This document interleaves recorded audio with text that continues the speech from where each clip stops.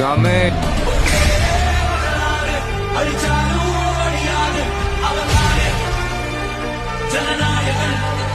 ಏನು ಇವತ್ತು ಪಂಚರಾಜ್ಯಗಳ ಚುನಾವಣೆ ಇತ್ತು 2026 4ನೇ ತಾರೀಕು ಇವತ್ತು ಮೇ ಅಲ್ಲಿ ರಿಸಲ್ಟ್ ಇತ್ತು.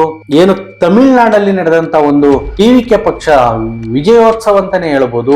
ಅವರು ವಿಜಯ್ ಅವರು ದಳಪತಿ ಜೋಸೆಫ್ ವಿಜಯ್ ಅವರು 2024ರಲ್ಲಿ ಪಕ್ಷ ಸ್ಥಾಪನೆ ಮಾಡ್ತಾರೆ, 25ರಲ್ಲಿ ಪ್ರಚಾರವನ್ನ ಕೈಗೊಳ್ತಾರೆ. ಅದಾದ ನಂತರ ಎಲ್ಲ ಹೊಸಬರಿಗೆ ಟಿಕೆಟ್ ಅನ್ನು ಕೊಟ್ಟು ಏನು ತನ್ನ 20 ವರ್ಷದಿಂದ ಡ್ರೈವರ್ ಆಗಿರ್ತಕ್ಕಂಥ ಅವನ ಮಗುಗೂ ಟಿಕೆಟ್ ಕೊಟ್ಟು ಗೆಲ್ಲಿಸ್ಕೊಂಡ್ ಬಂದಿದ್ದಾರೆ. 110 ಸೀಟುಗಳ ಭರ್ಜರಿ ಗೆಲುವನ್ನ ಪಡೆದಿದ್ದಾರೆ. ವಿಜಯ್ ಅವರು ಕೂಡ 2 ಜಾಗದಲ್ಲಿ ನಿಂತು ಪೆರಂಬೂರಲ್ಲಿ ಮತ್ತೆ ಇನ್ನೊಂದು ಚೆನ್ನೈ ಇದರಲ್ಲಿ ಪೆರಂಬೂರಲ್ಲಿ ಅತಿ ಹೆಚ್ಚಾಗಿ ಮತಗಳನ್ನ ಪಡೆದು ವಿನ್ ಆಗಿದ್ದಾರೆ. ಅದೇ ರೀತಿ ಏನು ಮೋಕ ಸ್ಟಾಲಿನ್ ಇದ್ದಾರೆ, ಡಿಎಂಕೆ ಪಕ್ಷದ ಸಿಎಂ ಆಗಿದ್ರು. ಅವರು ಏನು VS ಬಾಬು ಅಂತ ಇದ್ರು, ಅವರು ಮೊದಲು DMK ನಲ್ಲಿ ಇದ್ರು, ಮತ್ತೆ ಅವರು ಏನು ಅಲ್ಲಿ ಬೆಲೆ ಇಲ್ಲ ಅಂತ ಹೇಳ್ಬಿಟ್ಟು TVKಗೆ ಸೇರ್ಕೊಂಡ್ರು. ಬಾಬು ಅವರು 8,000 ಮತಗಳಿಂದ ಭರ್ಜರಿಯಾಗಿ ವಿನ್ ಆಗಿದ್ದಾರೆ.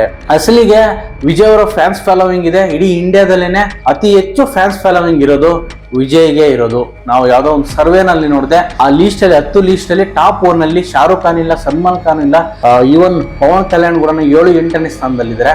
ಬಟ್ ಆದ್ರೂ ಕೂಡ ವಿಜಯ್ ಅವರು ಟಾಪ್ 1 ಸ್ಥಾನದಲ್ಲಿ ಬರ್ತಾರೆ. ಇದರ ಮಧ್ಯೆ ಏನು ಕರೂರ್ ಇನ್ಸಿಡೆಂಟ್ ಆಯ್ತು, 41 ಜನ ಏನು ಅವ್ರ ಪ್ರಚಾರದ ಸಮಯದಲ್ಲಿ ಏನು ಮರಣ ಹೊಂದಿದ್ರು.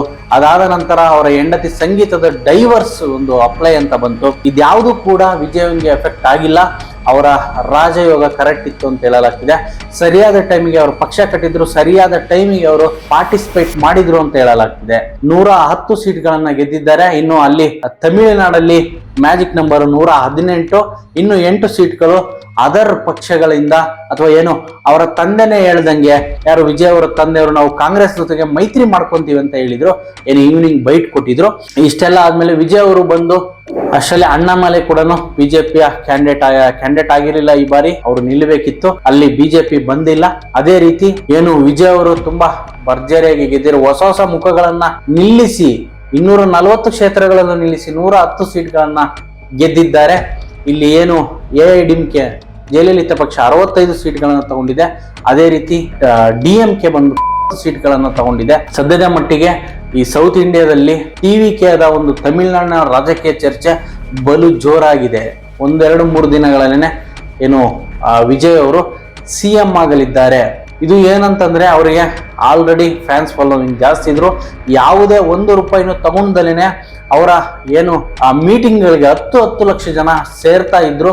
ಅದ ಜನರನ್ನೇ ನೋಡಿ ಪೊಲೀಸರು ಕೂಡ ಕಂಟ್ರೋಲ್ ಮಾಡ್ಕೊಳಕ್ ಆಗ್ತಾ ಇಲ್ಲ.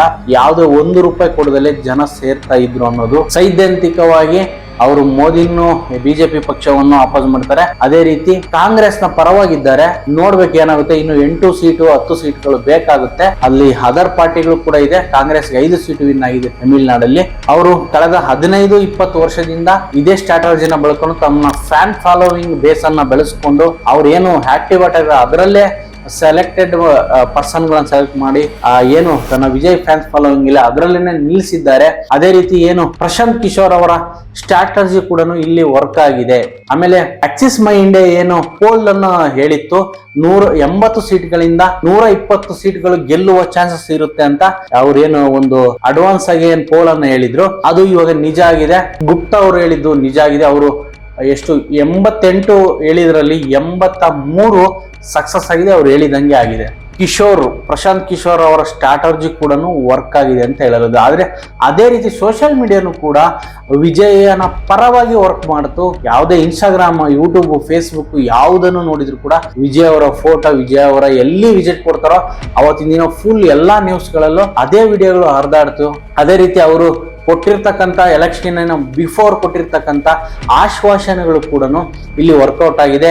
ಏನು ಮಹಿಳೆಯರಿಗೆ 2,500, ಅದೇ ರೀತಿ ಉದ್ಯೋಗಸ್ಥರಿಗೆ ಓದಿರ್ತಕ್ಕಂಥವರಿಗೆ 2,000-4,000 ಸಾವಿರ, ಏನು ಮದುವೆ ಆಗುವಂಥ ಹೆಣ್ಣು ಮಕ್ಕಳಿಗೆ 8 ಗ್ರಾಮ್ ಚಿನ್ನ, ಆಮೇಲೆ ಆರೋಗ್ಯದ ಬಗ್ಗೆ ಏನು ಲ್ಯಾಂಡ್ ಆರ್ಡರ್ ಬಗ್ಗೆ ಎಲ್ಲ ಮಾತಾಡಿದ್ರು.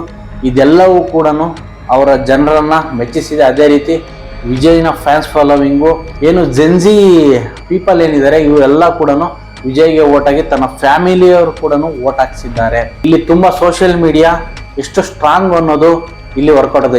ಬರೀ 2 ವರ್ಷದಲ್ಲಿ ಸಿಎಂ ಆದ್ರು ಅವರು. 2024ರಲ್ಲಿ ಪಕ್ಷ ಕಟ್ಟಿದ್ರು ಟಿವಿಕೆ ಅಂತ, ನೆಕ್ಸ್ಟ್ 25ರಲ್ಲಿ ಪ್ರಚಾರಗೊಂಡ್ರು, ಅದಾದಂತ 2026 ಸಿಎಂ. ಏನು ಡಿ ಕೆ ಶಿವಕುಮಾರ್ ಹೋಗಿದ್ರು ಹೊಸೂರಿಗೆ ಪ್ರಚಾರ ಮಾಡಲು, ಅಲ್ಲಿ ಹೇಳಿದ್ರು ವಿಜಯ್ ಇಮ್ಮೆಚ್ಯೂರಲ್ ಪೊಲಿಟಿಷಿಯನ್ ಅಂತ. ಬಟ್ ಇವಾಗ ಯಾರು ಇಮ್ಮೆಚ್ಯೂರಲ್ ಪೊಲಿಟಿಷಿಯನ್ ಅಂತ ಗೊತ್ತಾಗ್ತಾ ಇದೆ. ಸದ್ಯಕ್ಕೆ ವಿಜಯ್ ಅವರನ್ನ ಕಂಗ್ರಾಟ್ಸ್ ಹೇಳ್ಬಿಟ್ಟು, ಅದೇ ರೀತಿ ನಮ್ಮ ಕರ್ನಾಟಕದ ದಾವಣಗೆರೆಯಲ್ಲಿ ಸಮರ್ಥ ವಿನ್ ಆಗಿದ್ದಾರೆ. ಅದೇ ರೀತಿ ಬಾಗಲಕೋಟೆಯಲ್ಲಿ ಮೇಟಿ ಅವರ ಮಗ ರಮೇಶ್ ಮೇಟಿ ಕೂಡ ವಿನ್ ಆಗಿದ್ದಾರೆ. ದಾವಣಗೆರೆಯಲ್ಲಿ ಗೆಲುವೇನಿದೆ 5300 ಮತಗಳಿಂದ ಸಮರ್ಥ ಅವರು ವಿನ್ ಆಗಿದ್ದಾರೆ. ನೋಡೋಣ, ಇವರ ಆಡಳಿತ 2 ವರ್ಷ, ಮತ್ತೆ 2 ವರ್ಷಕ್ಕೆ ಎಲೆಕ್ಷನ್ ಬರುತ್ತೆ. ಇವರು ಯಾವ ರೀತಿ ಕೆಲಸ ಮಾಡ್ತಾರೆ, ಅಥವಾ 40 ವರ್ಷಗಳ ಬೂಟಾಟಿಕೆ ನಾಟಕ ಮಾಡ್ಕೊಂಡಿರ್ತಾರ ಅಂತ ಕಾದ್ ನೋಡೋಣ. ಮುಂದಿನ ವಿಡಿಯೋದಲ್ಲಿ ಸಿಗ್ತೀನಿ. ನಮಸ್ಕಾರ.